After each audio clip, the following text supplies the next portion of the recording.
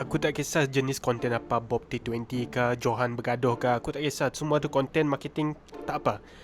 Tapi bagi aku satu konten je antara sampah terpaling sampah tau. Dia macam ini sampah, diorang di bawah sampah tu dan di bawah lagi oleh sampah-sampah tu tau. Diorang adalah video affiliate AI. Okay, siapa-siapa yang buat affiliate AI, yang mengajar orang buat affiliate AI tu, korang sampah di bawah sampah tau. Di bawah sampah tu.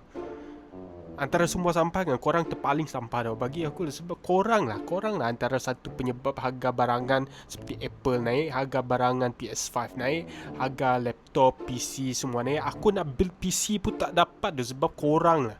Sebab orang macam korang nak affiliate AI. Korang jual je lah. Apa nak guna AI, guna affiliate semua AI. Korang beli barang tu. Kalau tak nak beli pun free sample.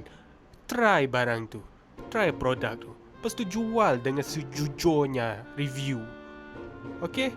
Aku tak kisah korang goyang-goyang ke. Tak kisah kalau real human. Aku tak kisah buang-buang apa-apa ke. Asalkan ada hook ke. Tak kisah semua tu.